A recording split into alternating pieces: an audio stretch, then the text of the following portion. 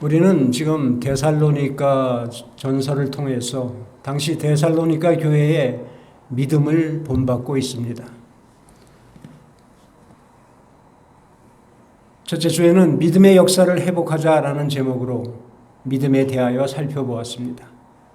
믿음은 말씀을 들으면서 나기에 전하는 자는 말씀을 가감없이 전하고 듣는 자는 자기에게 좋은 말씀만 듣지 말고 하나님 말씀 그대로를 들어야 한다고 했습니다.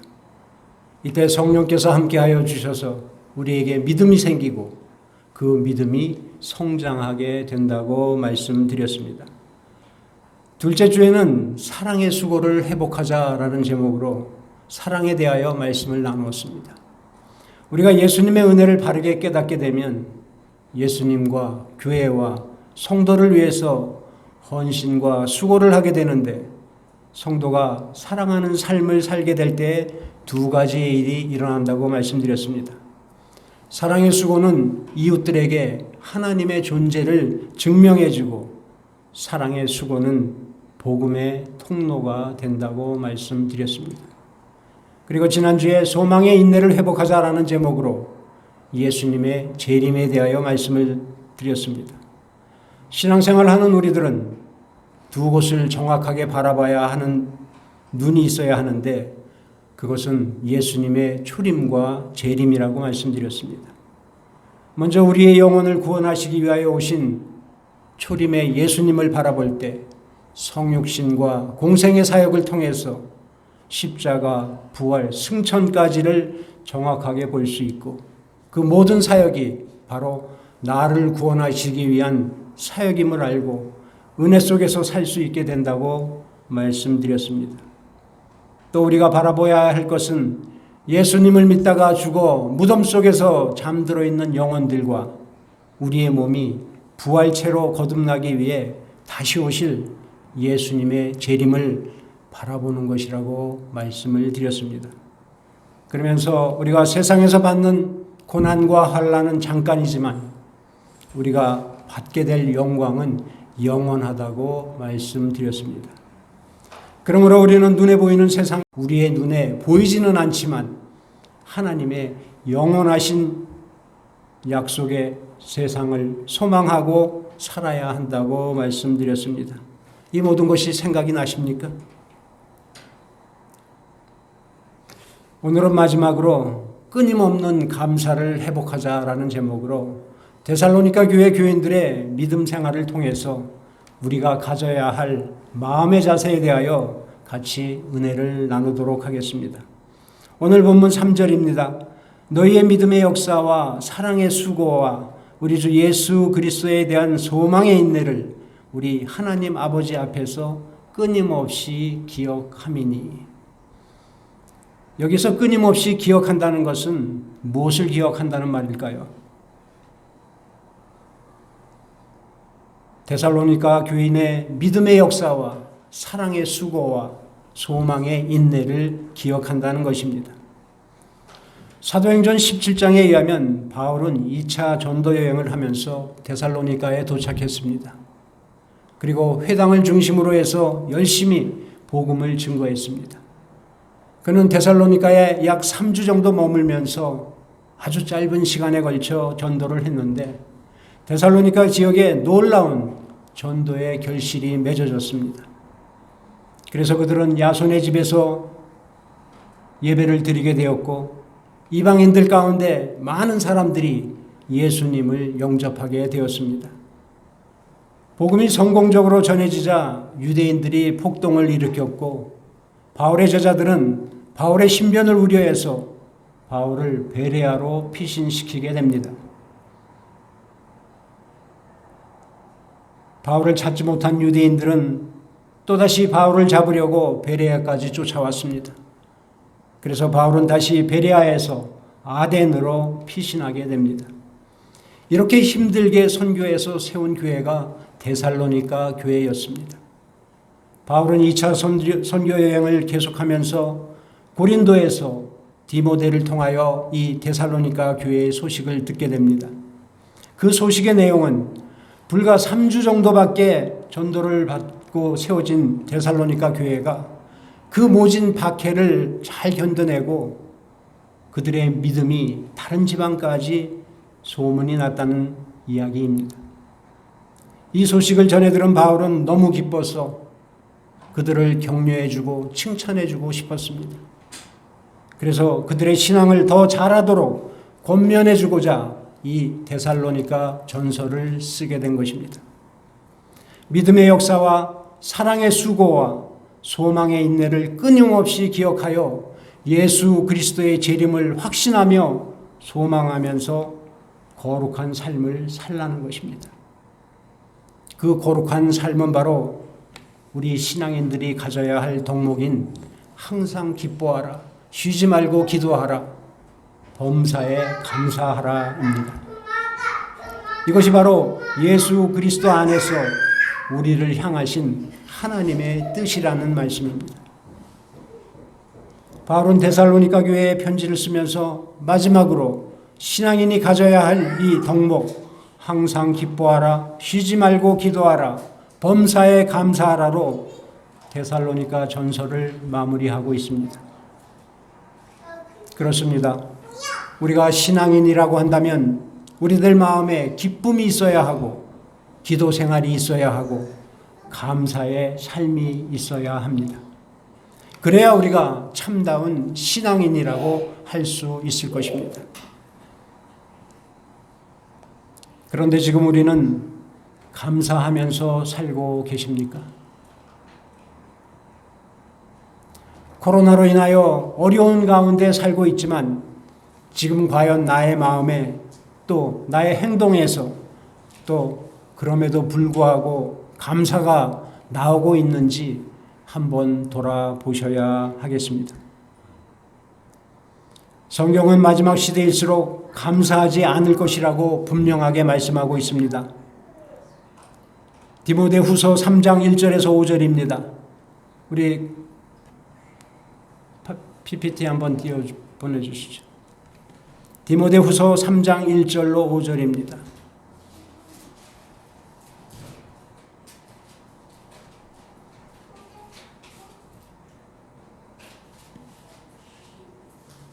예, 나왔네요.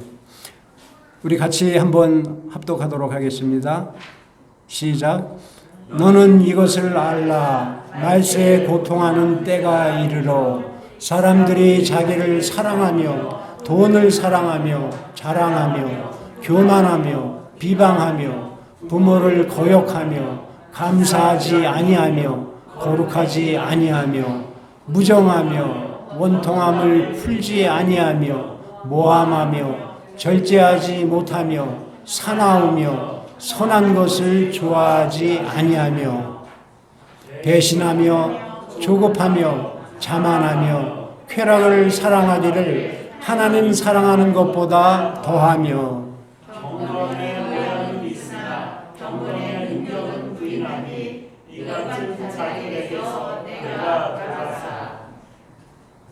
어떻습니까? 지금 우리의 삶을 보면 말세에 나타나는 특징 하나하나가 모두 그대로 되어가고 있음을 보게 됩니다. 그 중에 하나가 감사하지 아니하며입니다. 세상에 속한 사람들은 그렇다고 치고 문제는 예수님을 믿는 우리들조차 감사하지 않으면서 살고 있다는 것입니다. 하나님께서 독생자 예수 그리스도를 우리에게 속죄의 제물로 내어주시고 구원해 주셨는데 감사하지 않고 그렇게 사는 것은 하나님을 무시하는 것이고 말씀을 경시하는 것입니다. 하나님께서 당신의 자녀들이 감사하면서 기쁘게 살기를 바라고 원하시고 계십니다.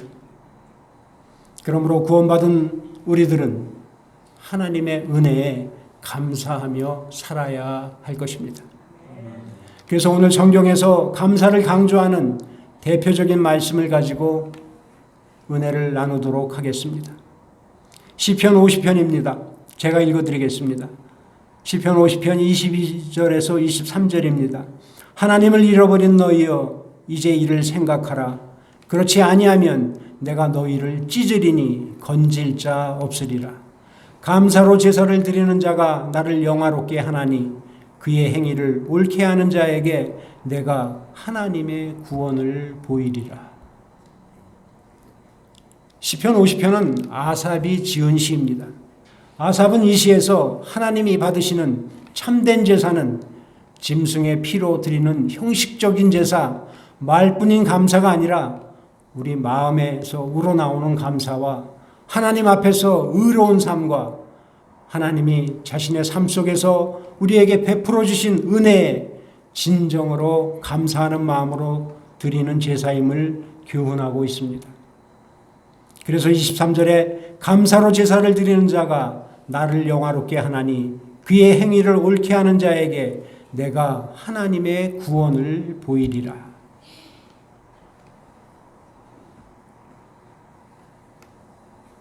우리가 하나님을 잃어버리면 감사를 잃어버리게 되고, 감사를 잃어버리게 되면 올바른 행위를 할 수 없기에 결국 하나님의 심판을 당해서 하나님께 찢기게 된다는 말씀입니다.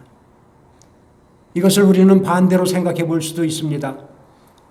그렇다면 하나님을 찾는 사람은 감사를 발견하게 되고 온전한 예배를 드릴 수 있게 되고 하나님이 베푸시는 복된 삶을 살 수 있다는 말씀입니다. 이 말씀의 핵심은 하나님의 사람은 하나님을 제대로 알아서 감사하는 삶을 살아야 한다는 것입니다. 성경에서 감사의 삶을 살았던 한 사람을 더 예로 들 수 있습니다. 우리가 잘 아는 다윗입니다. 다윗은 어떠한 상황에서도 하나님을 믿었고 하나님께 감사와 찬양을 드렸습니다.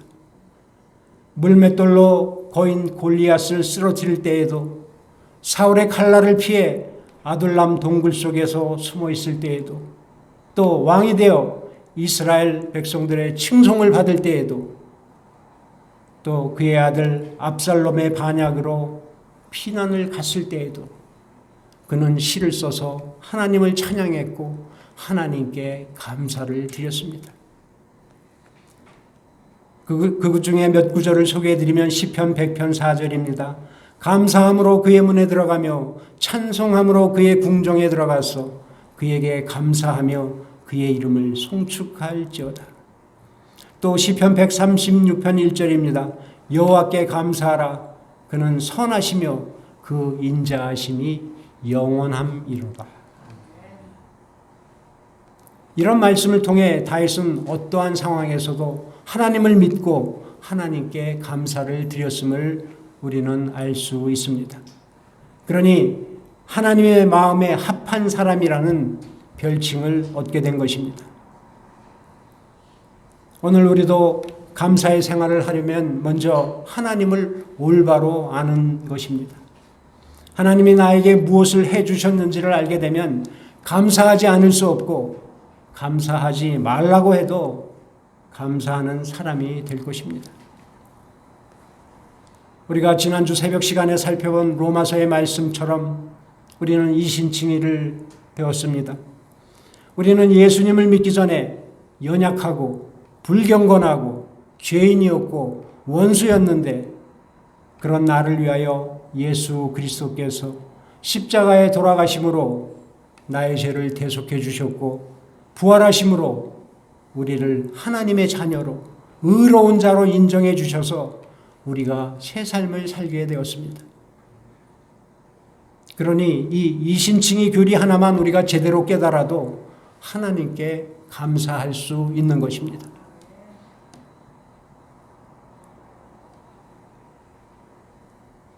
그 외에도 하나님께서 창조하신 이 아름다운 세상과 하나님의 섭리와 은혜를 우리가 알게 되면 알수록 우리는 감사하지 않을 수 없는 것입니다. 그렇게 우리 모두 하나님을 온전히 알아서 감사를 생활화하시는, 그래서 거룩한 삶을 사시는 저와 여러분이 되시기를 바랍니다. 두 번째, 신약에 나타난 대표적인 감사입니다. 그것은 바로 오늘 우리가 같이 합독한 데살로니가전서 5장 16절에서 18절 말씀입니다. 다시 한번 우리 한번 합독하도록 하겠습니다.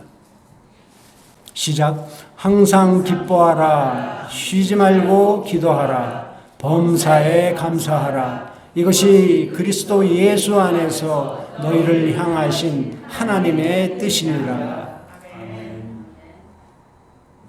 너무나도 우리가 잘 아는 말씀입니다. 오늘 이 말씀에서 범사에 감사하라는 말씀에만 집중해서 살펴보도록 하겠습니다. 하나님께서는 당신의 자녀들이 범사에 감사하며 살아가기를 원하신다는 것입니다. 여기에서 범사는 항상 모든 상황, 어떠한 상황 가운데에서도 라는 뜻을 가지고 있습니다. 하나님의 자녀라면 항상 감사하고 모든 상황 가운데 감사하며 살아가는 것이 하나님의 뜻이라는 것입니다. 우리 그리스도인들이 범사에 감사할 수 있는 이유를 로마서 8장 28절에 이렇게 말씀합니다. 우리가 알거니와 하나님을 사랑하는 자, 곧 그의 뜻대로 부르심을 입은 자에게는 모든 것이 합력하여 선을 이루느니라. 하나님은 우리 성도들의 겪는 삶의 환경 전체를 통해서 결국 우리를 하나님이 만들어주신 하나님의 형상의 모습으로 회복시켜 주신다는 말씀입니다. 이것을 아는 사람들이라면 그 어떤 상황에서라도 감사할 수밖에 없다는 말씀입니다. 데살로니가 교회를 향해서 범사에 감사하라고 말씀하신 바울은 말만 그렇게 하지 않았습니다. 그는 항상 감사하는 생활 속에서 실천하며 살았습니다. 빌립보 감옥에 갇혀 있을 때에도 감사하며 하나님께 찬양했습니다. 또 자신의 육신의 가시로 고통을 겪으면서도 나의 이런 여러 가지 약한 것들에 대하여 자랑하노라 라고 고백하며 감사하며 살았습니다. 그런 범사에 감사한 삶이 바울을 위대하게 만들어 놓은 것입니다. 우리도 범사에 감사하기 위해서는 하나님의 말씀을 기준으로 삼고 살아가야 할 것입니다. 바라기는 저와 여러분 모두에게 이 신앙의 세 가지 덕목인 항상 기뻐하라, 쉬지 말고 기도하라, 범사에 감사하라 라는 기쁨, 기도, 감사가 항상 넘쳐나시기를 바랍니다. 오늘 마지막으로 스펄전 목사님의 감사 10계명을 소개해드리고 마치려고 합니다. 보시면 우리 1번 한번 같이 한번 합독해 보시죠. 시작. 생각이 곧 감사다. 예, 그렇습니다. 생각과 감사는 어원이 같다고 합니다. 우리가 깊은 생각이 감사를 불러일으키게 된다고 합니다. 2번입니다. 시작.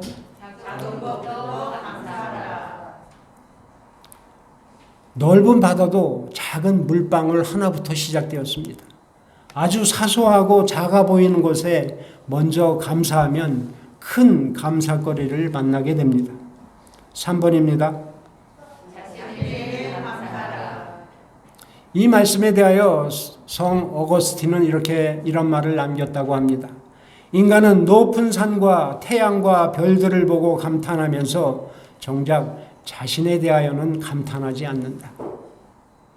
자신에게 감사하는 것이 매우 중요하다는 말씀입니다. 4번입니다. 우리가 이 세상에 숨을 쉬고 살아갑니다. 또 아름다운 대자연 속에서 살아가고 있습니다. 그런데 우리의 삶 속에서 그저 당연히 있을 것으로 생각하고 감사하지 않는다는 말입니다. 5번입니다. 문제를 감사하라. 문제에는 항상 해결책이 동반한다고 합니다. 다만 우리가 그것을 보지 못할 뿐입니다. 하나님께서 한쪽 문을 닫으실 때에는 항상 다른 쪽 문도 열어놓고 닫으신다는 것입니다. 6번입니다. 더불어 감사하라. 우리가 가족끼리 함께 나누는 은혜는 또 함께 나누는 감사는 30배, 60배, 100배의 결실로 돌아온다는 것입니다. 7번입니다. 그럼에도 불구하고 감사하라. 우리는 항상 결과만 보고 감사를 하려고 합니다. 무엇을 해주셨으니까 우리가 감사를 합니다. 그러나 그럼에도 불구하고 우리는 감사하는 사람들이 되어야 할 것입니다. 8번입니다. 잠들기 전 시간에 감사하라. 하루를 마감하면서 하루를 주신 하나님께 감사하라는 말씀입니다. 그러면 우리의 마음과 영혼이 깨끗해진다고 합니다. 9번입니다. 감사의 능력을 믿고 감사하라. 감사는 메아리 효과가 있다고 합니다. 우리가 감사하면 감사한 대로 그대로 또 이루어지고 감사의 조건들이 또 생긴다는 것입니다. 마지막으로 10번입니다. 모든 것에 감사하라. 우리가 삶에서 감사가 아닌 것은 하나도 없습니다. 별빛에 감사하는 자에게 달빛을 주시고 달빛에 감사하는 자에게 햇빛을 주시고 햇빛에 감사하는 자에게 영원히 지지 않는 주님의 은혜의 빛을 주십니다. 우리가 감사할 때 감사가 배가 되는 것을 믿으시기 바랍니다. 이 감사의 십계명을 가지고 우리가 생활을 한다면 우리 모두는 범사에 감사하는 사람들이 될 것입니다. 사랑하는 성도 여러분, 예배하는 사람에 있어서 감사는 필수 조건입니다. 이 감사는 그동안 우리가 무심하게 대했고 잃어버리고 살았다면 이제 감사의 조건들을 하나하나 찾아보시기 바랍니다. 코로나 사태 이전의 삶을 그리워하는 사람들이 한결같이 하는 이야기가 있습니다. 당연한 것들이 아니었는데 당연하게 여겼던 그 소소한 일상들이 아주 귀하게 생각된다는 말씀입니다. 상황이 이렇다 보니 작은 것 하나하나가 다 소중하고 감사하다는 이야기입니다. 이제 우리는 매일매일의 삶 속에서 감사하는 생활을 하는 저와 여러분이 되시기를 바랍니다. 이것은 사실 쉽지는 않습니다. 처음에는 어색하고 귀찮고 어렵더라도 하나하나 감사를 하다 보면 우리의 개인의 삶이 변화가 될 것입니다. 그리고 우리의 가정이 변화가 될 것입니다. 우리의 교회가 변화될 것입니다.